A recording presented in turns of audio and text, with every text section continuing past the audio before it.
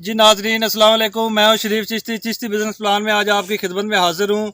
आज हमारे साथ ज़राई माहिरीन फील्ड ऑफिसर शौकत साहब मौजूद हैं।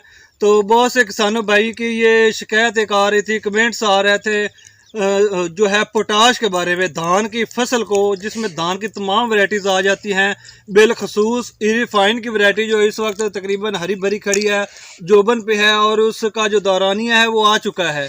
तो हम इनसे पूछते हैं कि पोटाश के क्या फ़ायदे हैं, पोटाश डालनी चाहिए या नहीं डालनी चाहिए, अगर डालनी चाहिए तो कब डालनी चाहिए, कितनी डालनी चाहिए, ये सब सवालात हम शौकत साहब से करेंगे। तो आपने तमाम वीडियो देखनी है क्योंकि पोटाश के बारे में बहुत सी कन्फ्यूजन है लोगों की। आज तमाम कन्फ्यूजन जो हम दूर कर देंगे।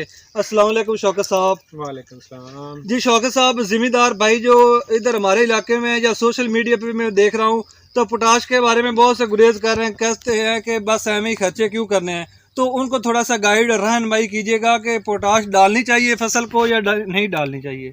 जी, पोटाश बिल्कुल डालनी चाहिए और लाजमी डालनी चाहिए क्योंकि ये हमारी तीसरी ज़रूरी खाद है।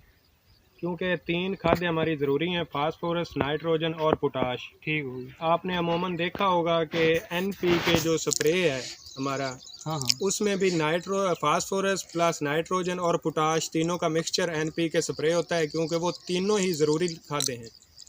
इसके अलावा कई लोगों ने सिर्फ पहाड़ा पड़ा हुआ है, DAP यूरिया, इसके आगे पीछे कोई बात नहीं।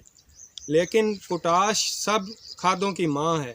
पोटाश के अलावा इसका कोई हल नहीं है, जो कि पोटाश कोई और चीज़ इसको यानी कि मद्दे मुकाबल इसके नहीं है। बस इधर जो दाएं लगाए हैं किसानों ने, ख़ास तौर पे इरीफाइन की वैरायटी, वो तकरीबन आज 45 से 50 दिन की हो गई। आप देख रहे हैं कि वो गोब पे आ चुकी है। क्या आप पोटाश लगा देनी चाहिए? जी बिल्कुल, गोब की हालत में पोटाश लाजमी लगानी चाहिए।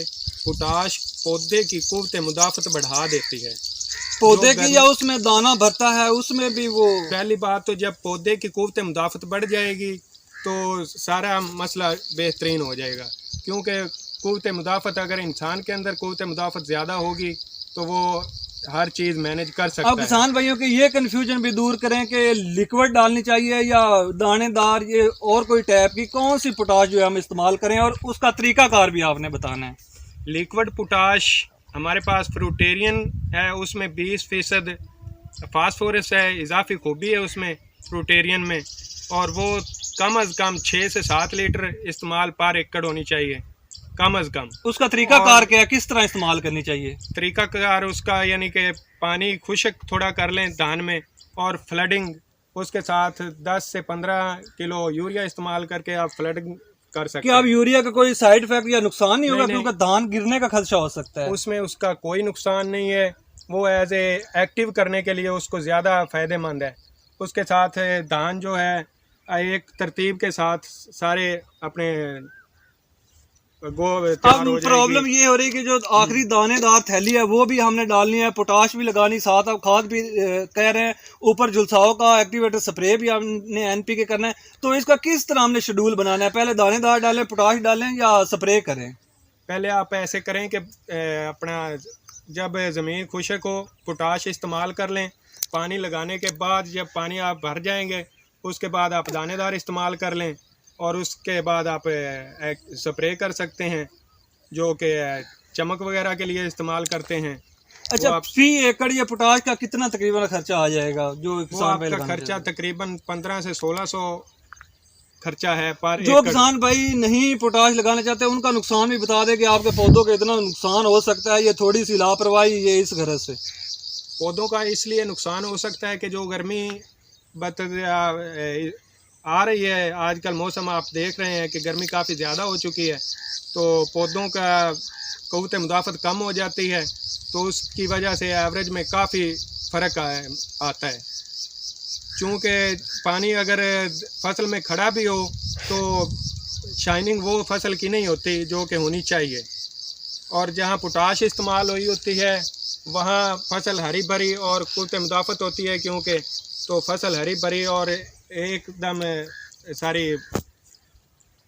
अच्छा शौकत भाई, ये है कि अगर कोई और वैरायटी है, हाई ब्रेड LP2 है, LP18 है, और भी बहुत से मार्केट में हाई ब्रेड बीज आ चुके हैं, तो रिफाइन के अलावा उनको भी पोटाश लगाने का यही तरीकाकार है या उनको कोई और है या उनको ज़्यादा है? जी यही तरीकाकार है। जी नाजरीन, बहुत ही आपने देख लिया है कि शौकत भाई ने बहुत ही डिटेल के साथ ये कंफ्यूजन आज बिल्कुल दूर कर दिया है कि जो भी धान की वैरायटी है जब वो गो पे आ जाती है 45 से 50 दिन की, तो उसको पोटाश लगाना बेहद ज़रूरी है, चाहे वो कौन सी भी वैरायटी है। तो उसका फ़ायदा बहुत ज़्यादा है। 1500-1600 रुपये से आप बिल्कुल गफलत और कुताही ना करें, बल्कि इनको पोटाश ज़रूर लगाएं ताकि आपकी जो फसल है, आपने इतना खर्चा किया है, सिर्फ पोटाश के नाते आपकी फसल डैमेज हो जाए, तबाह हो जाए, तो ये एक बहुत बड़ा नुकसान का ज़ाला आपको करना पड़ेगा। नाज़रीन, मैं उम्मीद करता हूँ कि पोटाश के बारे में आपकी कन्फ्यूजन बिल्कुल दूर होगी। अगर इसके बारे में कोई मालूमात चाहिए पोटाश लगाने का तरीकाकार, तो आप हमें व्हाट्सएप पर रब्ता कर सकते हैं, हम मुकम्मल तफसील से बताएंगे। मज़ीद आप मेरे चैनल को सब्सक्राइब करें, लाइक करें, शेयर करें, आपको तमाम तफसीलात वहाँ पर आपको मिलेंगी, फसलों के बारे में, ज़रूरी इंफॉर्मेशन, डंगरों के बारे में। तो मेहरबानी, शुक्रिया, मेरे चैनल को सब्सक्राइब करें। अल्लाह हाफिज़।